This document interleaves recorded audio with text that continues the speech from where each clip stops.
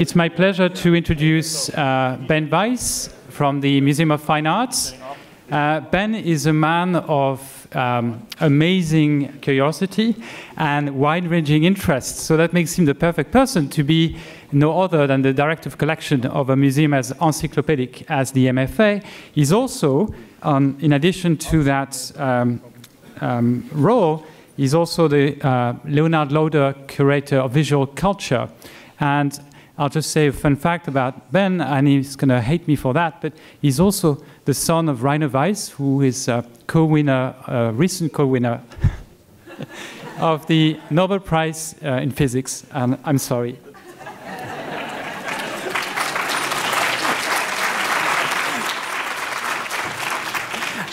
On behalf of my father, I thank you. It's been a very exciting month in Dutch art and in physics and in many other ways. I get periodic telephone calls from George, who calls up and says, we talk about the art world and we talk about acquisitions and we talk about politics and this, that, and the other thing. And then he says, we need to talk about the Department of Drawings. To which my response is always, George, do you mean the Department of Prints and Drawings? And he says, yes, prints too. So I think it's very appropriate. George is not particularly a print collector, as you may have noted, but he is very passionate about drawings. So I think it's particularly appropriate that I'm introducing this section of the conference, which is to some degree built around the relationship between prints and drawings. Both of the speakers are going to talk to us about works on paper as they transition back and forth between made by hand and made by press. Stein Alsteins, who is the head of Old Master Drawings at Christie's, but has a long and Atlantic-hopping career, starting at the Fondation Custodia and then going to the Met and then back to Paris, is going to talk to us about Cornelis Visser's Bohemienne, and in a talk that will please George about an image that goes from print to drawing. So with that, I give you Stein.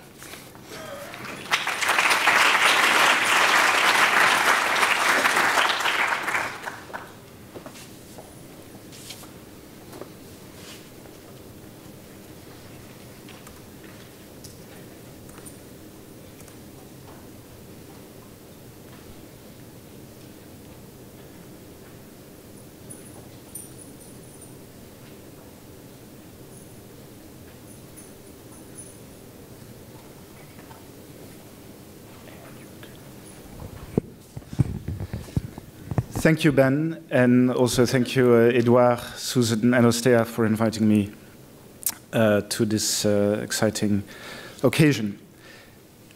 Avid and long-standing collectors like George, or dealers and auction house employees like myself, know not just how rare Dutch 17th century drawings have become, but how rare outstanding Dutch 17th century drawings have become. I felt, therefore, very fortunate when, in March 2016, in between the Van Rechter Altena sale at Christie's and the beautiful fish market by Joachim Uterwaal sold last July at Sotheby's, I was able to acquire from a third auction house this outstanding sheet by Cornelis Visser for the Metropolitan Museum, in part, as you can see in the credit line, thanks to the generosity of another devoted American collector of Dutch drawings. Visser, as I do not need to tell this audience, is the short-lived but prolific printmaker whose exceptionally attractive velvety technique, often a combination of engraving and etching, earned him the distinction of being among the first northern printmakers or print designers whose oeuvre was catalogued in full after that of Rembrandt in 1751, and together with the prints after Peter Paul Rubens and Jacob Jordaens. This catalogue of Visser's prints by François Bazin came out in Paris in 1767. The subjects of his prints range from reproductions of 16th century Italian paintings to portraits and genre scenes, of Visser's own invention or not. Visser did not paint, but he was an active, very prolific draftsman. Most famous are his finished, signed portrait drawings, of which I show here an example, also at the Metropolitan Museum at left, which the Metropolitan Museum, which rather incredibly was the only public collection in this country to hold any drawings by the artist, that is, until George's amazing gift announced yesterday. At the right is a second portrait by Visser that I can't resist showing you, a newly discovered work on vellum that will be sold at auction in France this December, and is, I think, a particularly beautiful example of Visser's portraits. Drawings such as these help to explain the enthusiasm works by Visser aroused in early historians, in collectors and early historians of Dutch drawings, such as Christian Josi, who in his Collection d'imitations de dessin from 1821, the first comprehensive study of Dutch 17th century drawings, worth a reedition, I may add, praised Visser's manner of marrying great freedom of execution with the most exact precision. Il joint une hardiesse surprenante à la méthode la plus brillante, continued Josi, and he recommended Visser's works, and specifically his drawings, as models to follow by young artists.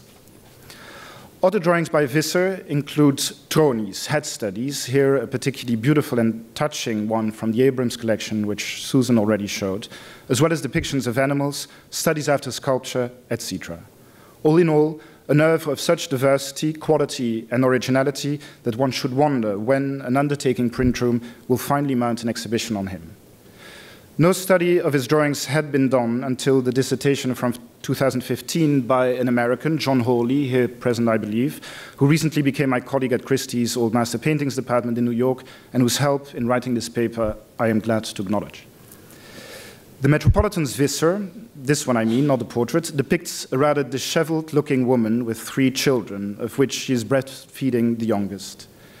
She appears to be undisturbed by the crying child clutching at her back, as well as by the child at her side, who has decided on a different tactic to alert her to his hunger, namely by hopefully looking up at her and pointing to his empty bowl. There is little doubt that she is the children's mother, who, in her own dignified manner, struggles with the need to feed her young family. The drawing, as the print lovers among you will know, is related in reverse to a print, also by Visser, which is known since at least the 1767 catalogue by Bazin as La Bohémienne. This, as a gypsy, is indeed how the woman must have been understood by Visser himself and by his contemporaries. From the 4th state of the print, a Latin inscription refers to the woman's fortune-telling abilities. I will not go any further into the iconography of the composition, except for pointing out the sympathy with which the artist represented this family of outsiders. For completeness, the 4th state, here at your right, bears, in addition to the inscription, the address of Clement de Jonge, the Amsterdam print publisher, who brought many of Visser's plates onto the market. In the 5th and last state, at right, de Jonge's name has disappeared again. But more interesting is the rare 1st state, of which only one impression seemed to exist, at the Bibliothèque Nationale de France in Paris, here at left. In this state, a few passages of the composition are not worked out yet, for which the final solution is only reached from the 2nd state on. These passages appear to be those where Visser slightly changed the composition of the drawing. Notice, and I'm showing you here to the left the drawing again, notice the position of the hand of the boy with the bowl and the face of the baby. Being himself the engraver, Visser had the liberty to make these adjustments as he worked on his print, and they make clear that the drawing functioned in the heat, so to speak, of the creation of the print. Before the discovery of the Metropolitan's drawing in 2015, it was a drawing here in Cambridge at the Fogg Art Museum that was considered the model used by Visser, and the Holstein series of catalogues of Dutch and Flemish prints mentions indeed the Fogg drawing as the print model used by Visser. The 2 drawings are shown here together on the screen. The Fogg drawing is slightly larger, indicating, as we could already conclude from a comparison with the print, that the drawing now in New York was cut down at some point. The drawing in Cambridge is also on vellum, a fact which in itself more or less excludes that the drawing is a print model, as it would have made it hard, if not impossible, to transfer the composition onto the copper plate from it. In contrast, the New York sheet is on paper and fully incised, clearly establishing that it, and not the drawing here at the museum, was indeed the model used by Visser. Before returning to the Harvard drawing, I want to discuss a 3rd version of the composition, a drawing also on vellum in the Collection Edmond de Rothschild at the Louvre. also more complete than the Metropolitan's drawing and signed at upper left, as you can see. It displays the quality and neat execution of most of Visser's portrait drawings and other signed works and must be considered an autograph replica. Like the portrait drawings, the Louvre's Bohémienne was likely intended as an independent, autonomous work of art. Returning to the fog drawing, here again at left, it was undoubtedly also produced as an autonomous drawing, and numerous drawings on vellum by Visser survive. But a comparison with the Rothschild drawing, here at right, makes me, for one, feel uneasy about attributing it to one and the same hand. In fact, the highly polished execution of the fog drawing, heightened by the sheen and smoothness of the vellum, makes it probably in my mind that it is an 18th century copy, perhaps intended to fool the collectors of that time and satisfy their appetite for works by Visser. As Christian Josi records in his book already mentioned, prices for works by Visser, both drawings and prints, were high, and it would only be natural that an 18th century or early 19th century draftsman would want to profit from that opportunity in the market.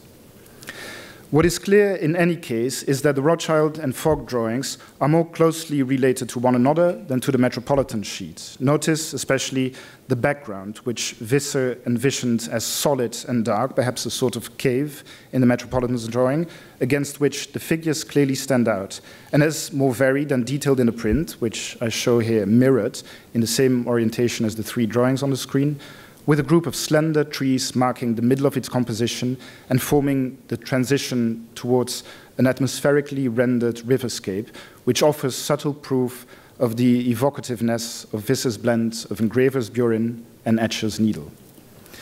In the two replicas, the autograph one in the Rothschild collection and the, in my opinion, later one at the Fogg, here both at right, the draftsman followed the background of the print with the trees while omitting the panorama and focusing the composition more tightly on the four figures. This modified mise en cadre indicates, I think, that the Fogg drawing was probably based on the Rothschild sheet rather than on the print. The graphic family of the works related to the Metropolitan's drawing can be further extended by including a second drawing in the Rothschild collection, so also at the Louvre, here shown together with the first. Again, I would like to point out the humanity and even a certain monumentality which Visser confers to his low-life subjects, or at least to the woman. Not only in subject, but also in technique, support, style, and dimensions, the drawings are similar, and they may well have been originally conceived as pendants, although the woman at right seems drawn on a slightly larger scale, although both drawings are independently signed, and although their early provenance does not seem to be identical. And this is not all. The second Rothschild drawing has a nephew, so to speak, in the Abrams Collection, a partial signed replica, this one, focusing on the crying child, which in its turn has a grandchild, this one, in a copy which George acquired together with the original, a well-nigh perfect copy up to the signature's flourish, but at the same time signed on the back by the real draftsman, door A. Del Vos getekend 1779 naar het origineel, drawn by A. Del Vos in 1797 after the original, that is, drawn by Abraham Del Vos, a Leiden printmaker and art dealer born in 1731 and died 1820. A slightly later printmaker, Pieter de Mare, made a print after Del Vos' drawing, this one, of which a proof impression and a counterproof are here at the Fogg, shown here at lower right. De Mare, by the way, also engraved two partial copies after the print of Visser's first Gypsy. Instructive is the comparison between the relevant detail of the Rothschild original, here at left in a slightly blurry detail, the replica by Visser and the copy by Del Vos at center and right, displaying an evolution towards greater and greater polish, and I would say moving away from a true 17th century style. At the risk of boring you even more than I already have, there is more. First, a replica of the second Rothschild drawing. The shadow on the image is that of Nadine Orenstein, who kindly shared... I think it's true. She kindly shared this image with me when she saw it in an exhibition of the French print gallery Martinez. Someone mentioned my name. I did my best to obtain a better photograph, but... Then a full reproduction in print of the Rothschild drawing by Pieter de Mare again, the same engraver who also made the print after the copy by Delphos of the partial replica by Visser of his own drawing. As the inscription of the print indicates, if you can read it here, this second composition was known as the Tweede Heidinne, or Seconde Bohemienne, that is the second gypsy. It is likely that Visser originally intended to engrave this composition as well, as he had done with the first gypsy, but no such print is known. You are excused if you lost your way in the number of versions I brought up. All are shown together here. The print model now at the Met, Visser's print based on it, here in the second second state, an impression at the Rijksprentenkabinet, the autograph replica here in the Rothschild collection at the Louvre, the later copy at Harvard, Visser's own drawing, or rather the finished autograph pendant of Edmond de Rothschild's first drawing,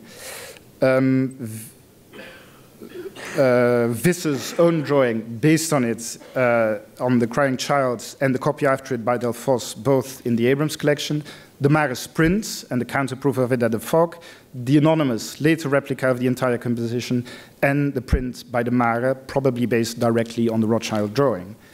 Leaving out anything that Visser didn't make himself, we are still left with 5 works, not taking into account any lost versions that may have existed, and I would add, almost certainly did.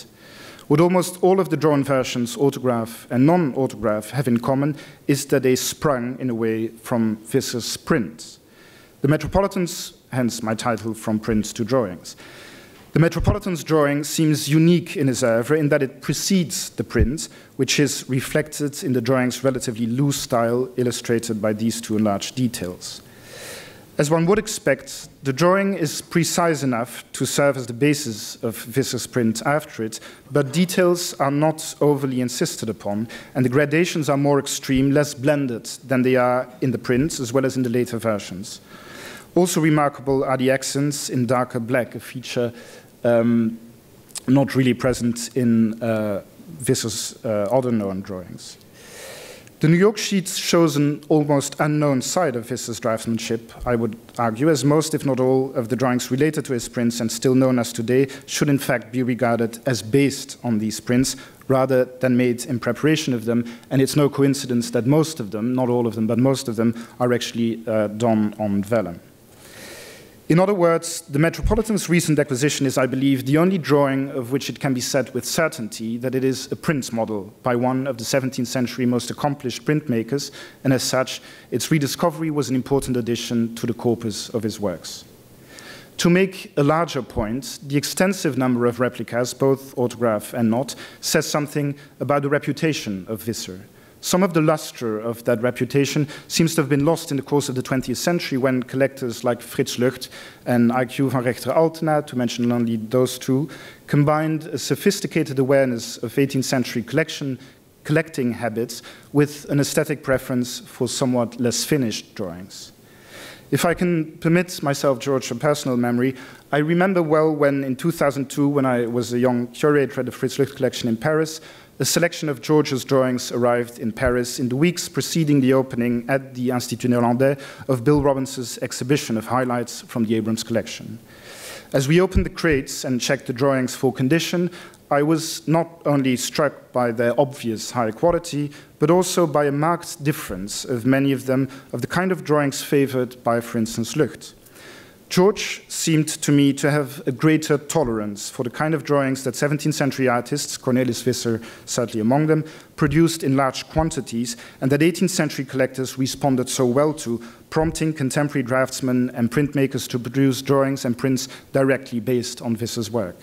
The very rarity of preparatory drawings, such as the Metropolitan's Bohemienne, may point to the predilection of collectors of the faraway past for the more carefully executed replicas. These highly finished, autonomous drawings form a significant part of the output of 17th century Dutch draftsmen, and George seems to have been more attentive to that call than his predecessors' collectors. A good example, an even better example than Visser maybe, is Jan Topas, an Amsterdam or a draftsman who worked in Amsterdam among other places, who worked in the tradition of Visser, and who I had not encountered in the rich holdings of Dutch drawings at the Lucht Collection, while he is so well represented in the Abrams Collection. And I am grateful to Susan for, actually Peter, for showing that wonderful boy in hunting costume, which is probably George's most beautiful drawing by Topaz. It is now Harvard's luck that it will be able to study, exhibit, and enjoy this and so many other aspects of Dutch art better than any other collection in this country.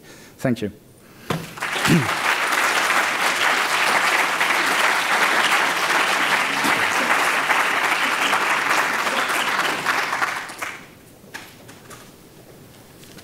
Thank you, Stein. That was fascinating on two levels, I think, both about the question of the relationship between model and reproduction, but also the question which I think comes up throughout the day about shifts in period taste and period eye. And I think that's going to be something that will appear throughout the day. Our next speaker is a hometown hero, perhaps, Bill Robinson, who needs no introduction to this room, I suspect, because many people have known him for decades here. Bill has spent pretty much his whole professional career here at the Harvard Art Museums. Is that safe to say? Starting as a graduate student, working on Nicolas Maas, but also working with George over many, many years, learning George's collection, helping George and Maida think about the collection, helping others learn about it, and also preparing two major exhibitions of the collection, both of which were shown here, but also toured.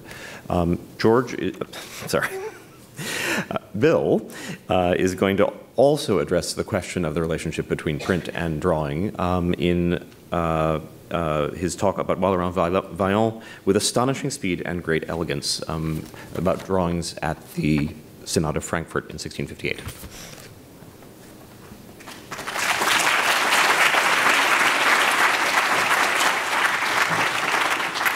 Diet of Frankfurt. I apologize.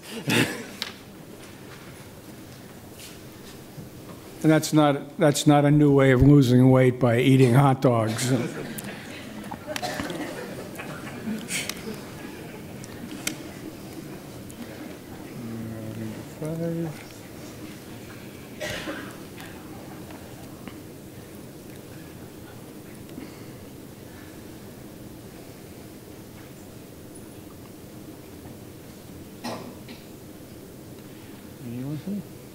Okay, Down or arrow. Well, I can also use the arrow. Okay, that's maybe easier for me. Good. Thank you.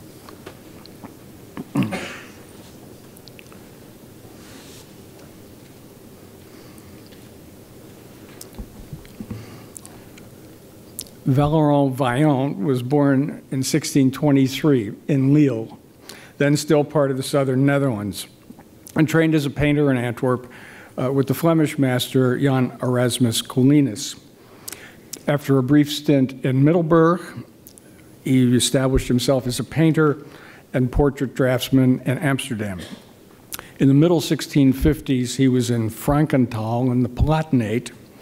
There, with far-reaching consequences for the history of printmaking, he met Prince Ruprecht van der Pfalz, known in English as Prince Rupert of the Rhine, younger brother of the Palatine elector Karl Ludwig, whose capital was nearby Heidelberg. In 1658, as part of their retinue, Vaillant attended the Diet. Actually, the Diet is a misnomer. This was a Wahltag, not a Diet. It was a gathering of electors to elect a new emperor, where the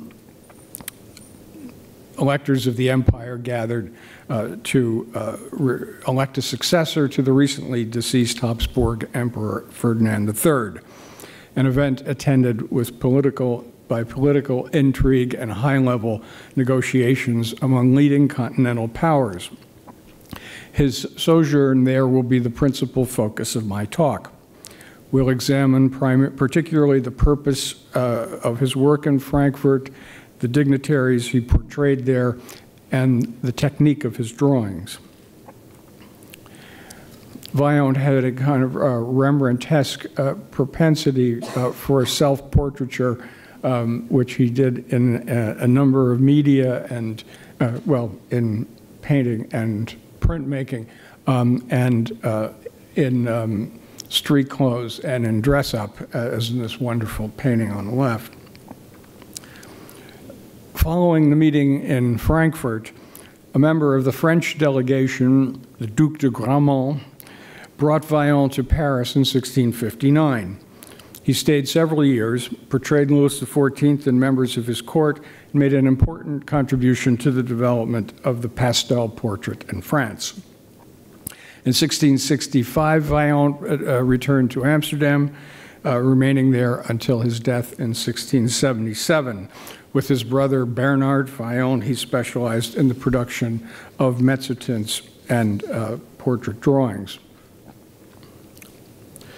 Among his many accomplishments, Vaillant's patron, Prince Rupert, a relentless inventor and experimenter, later a member of the Royal Society and second in command of the English Navy, practiced printmaking in mezzotint, a process he learned from its inventor, a Hessian officer named Ludwig von Siegen. And I'm showing you Vaillant's drawn portrait of Prince Rupert on the right in Dresden, and the mezzotint portrait made from this drawing or a lost version of it.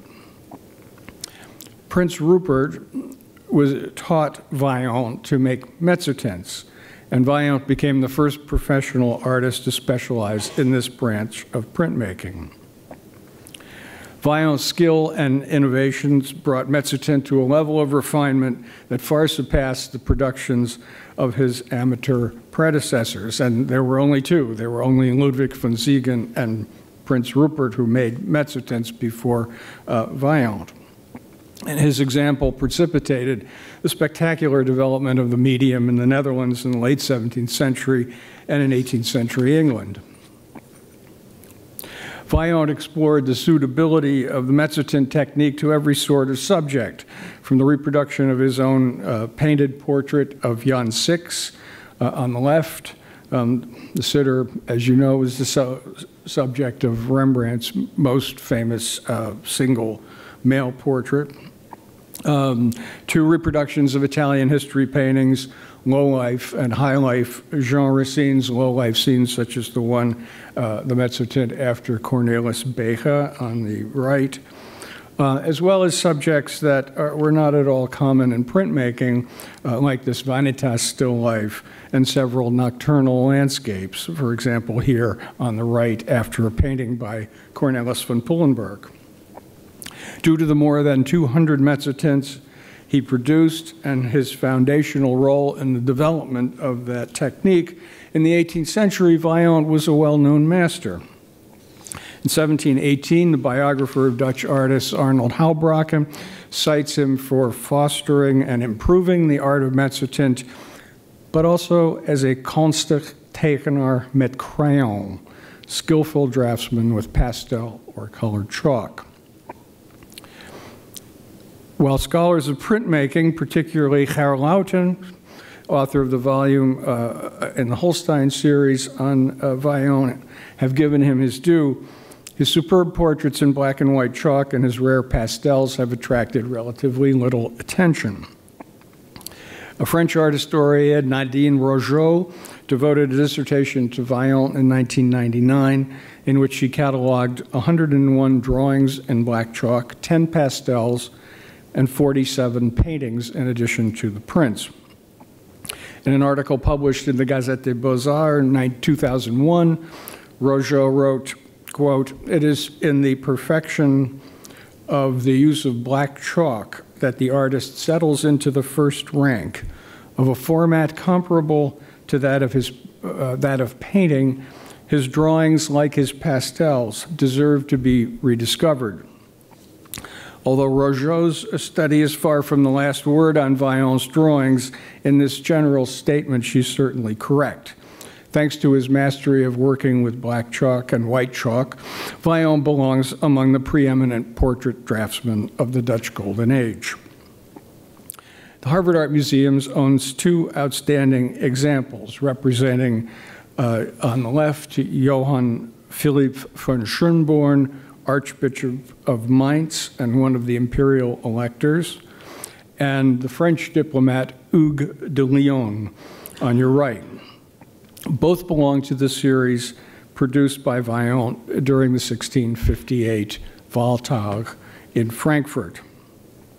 The innovative technique Vaillant brought to these drawings, which enabled him to obtain a range of tonal values that lend a pictorial finish and lifelike naturalism to the portrait, depended on his skillful working of powdered chalks with a stump.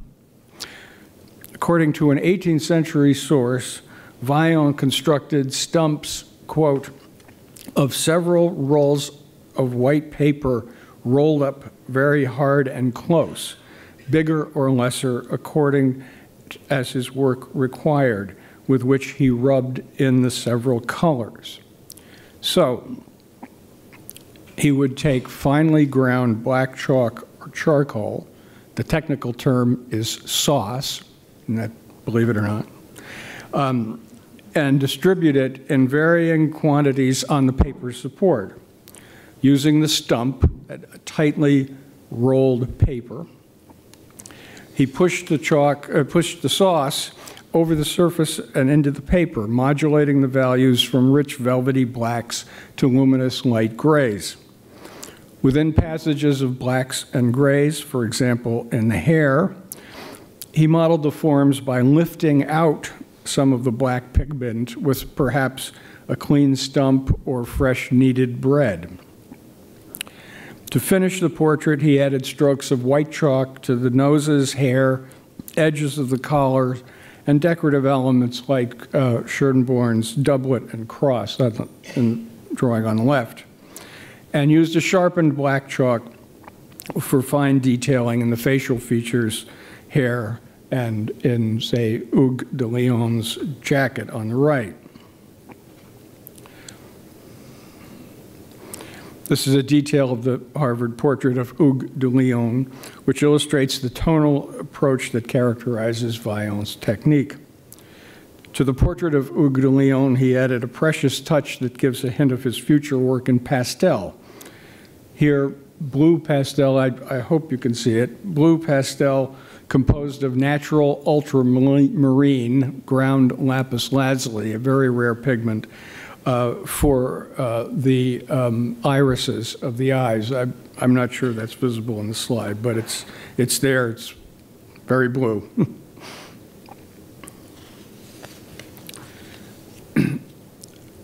On the left again, you're seeing the mezzotint portrait of Jan VI. Now, to produce a mezzotint, the printmaker scores a copper plate overall with lines. If printed, the scored plate would print black. The image is created by scraping away the scored lines. The scraped areas are smooth and cannot hold ink and therefore come out white in the printed image. Now, Vaillant practiced his subtractive technique of drawing long before he learned the mezzotint process from Prince Rupert. But the similarity of the two techniques is obvious. The beginning a mezzotint with a essentially black plate and scraping it away to produce white highlights, and the spreading of the sauce on a piece of paper in greater or lesser quantities, working it into the paper to produce varying blacks, and then pulling it out to create highlights. There's kind of clear similarity or analogy, anyway, to the technique of mezzotint, and that must explain, at least in part, Vaillant's facility with the mezzotint medium and the rapid technical advances he made after Prince Rupert introduced him to it. In his 1981 exhibition catalog, Printmaking in the Age of Rembrandt, Cliff Ackley singled out what he called the quest for printed tone as a major theme in Dutch printmaking. mezzotint, the ultimate tonal printmaking medium, was the culmination of this development. It provides an interesting context for Vaillant's embrace also of his sort of very tonal style or manner of drawing. That the portraits Vaillant produced in Frankfurt in 1658 represent the perfection of his drawing technique, and a high point in his career was mooted as early as 1675. In that year, the German art historian Joachim von Sandrart wrote that faced with the opportunity of portraying so many prominent individuals gathered in Frankfurt, Vaillant opted to depict them, quote, life-size in black and white on blue paper, rather than in the more time-consuming medium of oil paint. In this way, wrote Sandrart, he was able to portray nearly all the high potentates who were present with astonishing speed and also with great elegance and praiseworthy knowledge of his art. It's not too speculative to read into Sandrart's characterization that Vaillant regarded his drawings not only as an expedient, a quicker and easier way to do a portrait than painting, but also in a way as a kind of pictorial equivalent. This emerges more explicitly from a Dresden inventory of 1659, which describes Vaillant's portrait of the Saxon elector Johann Georg II, here on the screen, as painted, gemalt, gray in dry colors on paper. So painted, gray in gray, with dry colors on paper. An affirmation that his contemporaries responded to those pictorial qualities of his drawings. The same document, by the way, reveals that this drawing hung on the wall in a decorated ebony frame. What were Vaillant's ambitions and intentions in Frankfurt? Prince Rupert and his brother, the Palatine elector Karl Ludwig, must have enabled him to gain access to the, in Sandrart's words, high potentates gathered for the imperial election.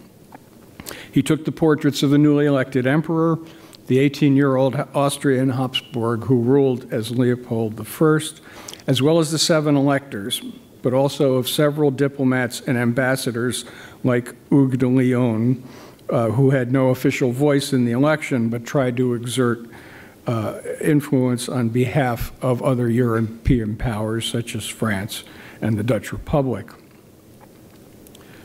It's not clear whether Vaillant had any sort of commission. He seems to have held on to his drawings, at least for a short time. The Harvard drawing was presumably the model for Vaillant's own etching of Schönborn, which you see here on the right. That's Vaillant making an etching, in this case, not a mezzotint, after his own drawing.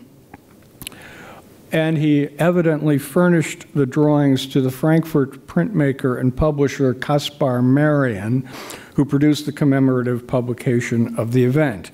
This is the title page to Marian's description and illustration of all the royal and electoral processions, electoral and coronation ceremonies as they happened in Frankfurt am Main in the year 1658, which was published in the same year. The volume published by Marian included portraits of the electors, which were evidently based freely on Vaillant's drawings. Here I'm comparing the portrait of the Maximilian Heinrich von Bayern, Archbishop of Cologne, with the latter's portrait in the Marian book. Vaillant retained the drawings long enough to produce second versions of many of them. Replicas of several portraits were ordered by the Saxon elector Johann Georg II, whom we saw in the last slide. The drawing in Dresden of the Archbishop of Cologne, seen here, is from the set ordered by Johann Georg and is the only surviving version of this portrait. while in some instances we can identify other versions of the images in Dresden. The Harvard portrait of the Archbishop of Mainz on the left is slightly more refined in execution than the Dresden version on the right. And this holds true in other instances where more than one version survives outside of Dresden, confirming that the Dresden set probably are replicas of the prime versions that survive in other collections. I think you can see this comparison of, say, the refinement of the work on the jacket and the cross of this of the sitter of this portrait. The Dresden series includes Vaillant's portraits of the young Austrian Archduke, newly elected as Emperor Leopold I, with his unmistakable Habsburg features, facial features, and portraits of all 7 electors. Here, the Archbishop of Trier, Karl Caspar von der Leyen, the Dresden version on the right, and the original prime, what I'm assuming are the prime versions on the left in a private collection. Also included in the Dresden group, the papal representative Giuseppe Maria Sanfelice, Archbishop of Cosenza, Apostolic Nuncio in Cologne. And I should add, many of these Dresden drawings are unpublished in the proper sense. They've recently appeared on the come up on their website, but they have never really entered the literature in a proper way. And also the Venerable Johann Maurits von Nassau-Siegen, governor of Dutch Brazil, builder of the Maurits House, who represented the interests of the Dutch Republic and the Duchy of Cleves. Again, the Dresden version on the right and the more, what to my eyes, more refined version in the Albertina on the left. To conclude, I'd like to return to the 2 Harvard drawings and the 2 Harvard portraits from the group and to 2 portraits that now belong to the Ackland Art Museum at the University of North Carolina, donated by the Boston collectors Sheldon and Lena Peck. These 4 drawings and several portraits in chalk and pastel by Vaillant were together from, at the very latest, around 1780 until the 1980s, when they belonged to the New York collector Ian Woodner. Ian Woodner was the donor to Harvard of the 2 portraits I've been featuring. Like most of the portraits he produced in Frankfurt, they're all similar in size, around 590 by 455 millimeters. They're big, and drawn in black and white chalk on blue paper. Subject of the Harvard drawing, as we've heard, is Johann Philipp von Schönborn, Archbishop of Mainz, the highest-ranking prince of the Holy Roman Empire, its arch-chancellor, incumbent of its most prestigious ecclesiastical office, and first among equals among the imperial electors, and a politician of European stature.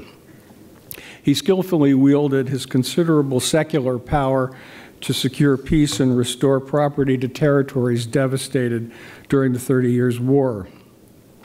With his militarily weak territories sandwiched between the great powers of Austria and France, he deftly adjusted his allegiance to the 2 rivals during the 1650s and 1660s. In Frankfurt in the summer of 1658, Johann Philipp was instrumental in convincing the electors to force the young emperor to sign a capitulation which prohibited him from using, let's go back. So Spain is over here, it's a Habsburg territory. Austria is over here. The center of the empire, sandwiched in between, well, and then next to Spain, there's France, right? And then between France and Austria, there are innumerable German principalities. What Schönborn and his French colleagues in Frankfurt in 1658 were concerned to do was to prevent a kind of Habsburg encirclement of France and these lesser German territories. And so Schönborn first devised a capitulation which the emperor had to sign, the nominated emperor had to sign in order to gain their vote, which said that he would not use the southern Netherlands, which of course were also Habsburg territories, to as a way for troops. Troops wouldn't pass through the southern Netherlands, which would be a way of surrounding France and the German territories. And he also took the lead in negotiating the so-called League of the Rhine, the Erster Rheinbund, another defensive agreement between a confederation of German princes and the French king that aimed to curtail the military ambitions of Habsburg, Austria, and Spain. His negotiating partner in the formation of the League of the Rhine was the brilliant French diplomat Hugues de Lyon, the subject of the other fog drawing.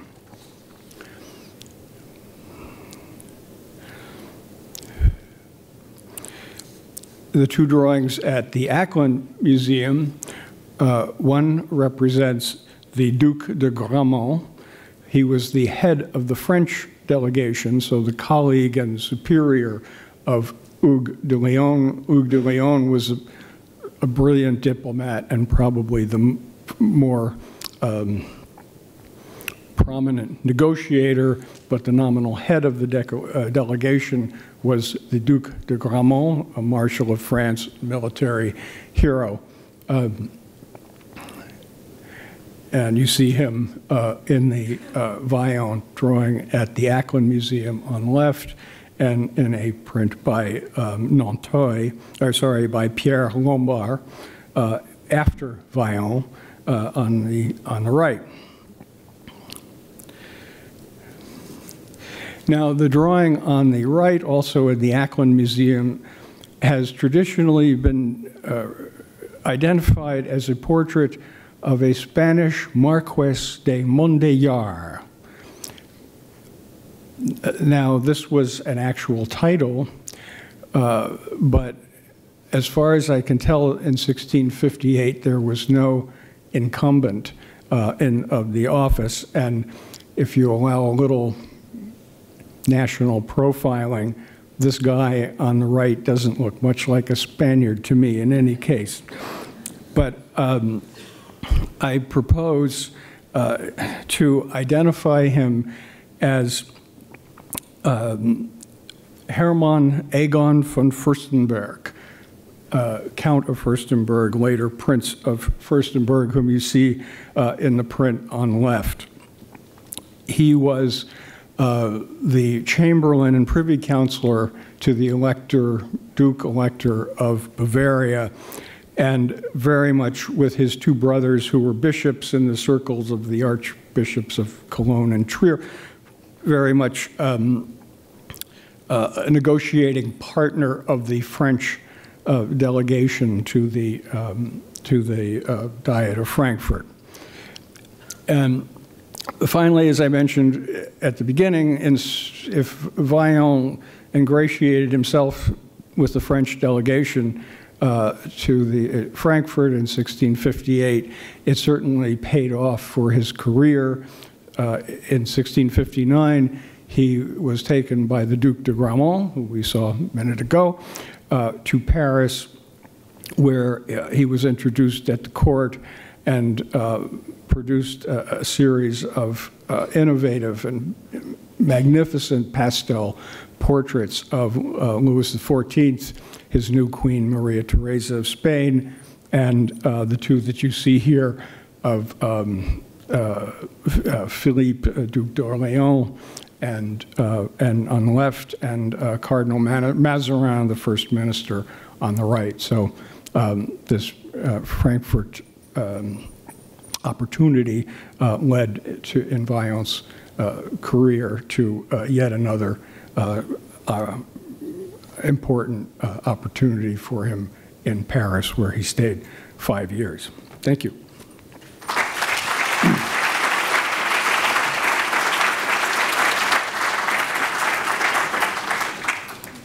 Thanks. Thank you, Bill. We are running a bit late, as you may have noticed. So I think in the belief that everyone is probably a bit hungry, we're going to shrink the question and answer section a little bit. I think we have probably time for 1 or 2 questions from the audience for the speakers. So if you would like to chime in.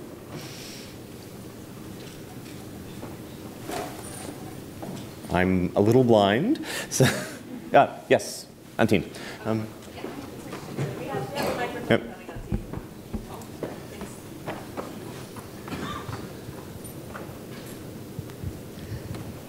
I have a question for Bill Robinson. I learned so much from your talk. I have 2 questions. One is the portrait series. Did he see himself in some sort of tradition, Van Dyck? Did he have any precedent?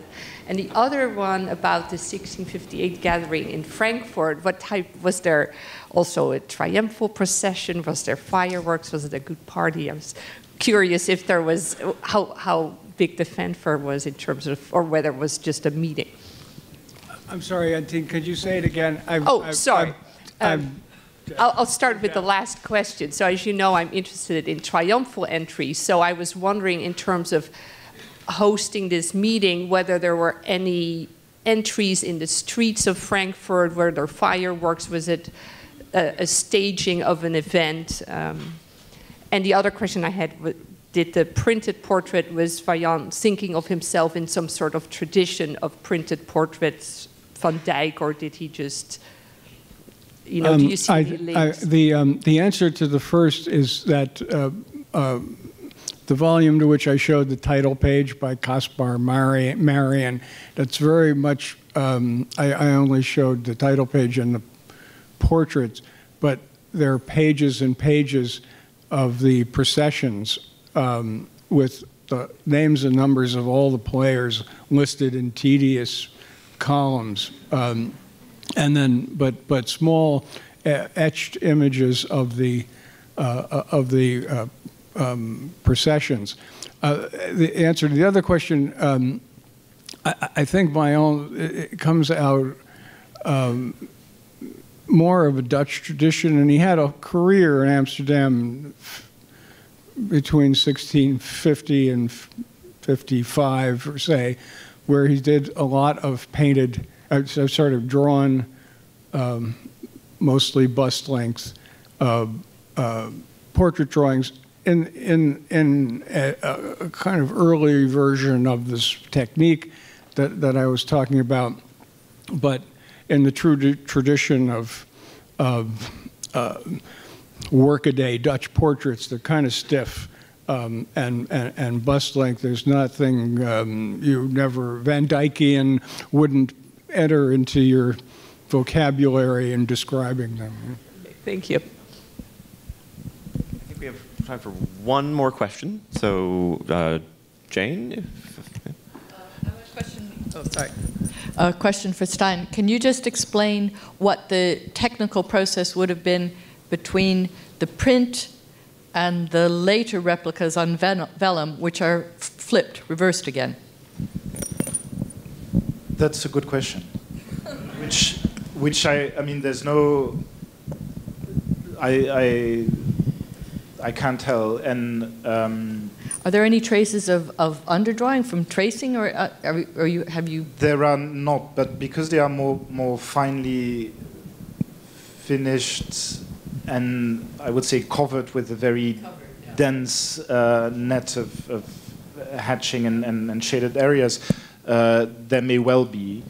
He may have used a print, but that particular impression I don't have located. What is certain is that because in the Rothschild collection, which has a fabulous collection of Visser's prints, as well as the 2 drawings I showed and others, they are of exactly the same proportions. I mean, the mise en cadre, as I said, is different and the background is different, but the figures are exactly the same in proportion, so which suggests to me that they are not freehand copies after the print. Because of the differences with the Metropolitan drawing, I don't think that drawing played any role in the production of the Rothschild replicas.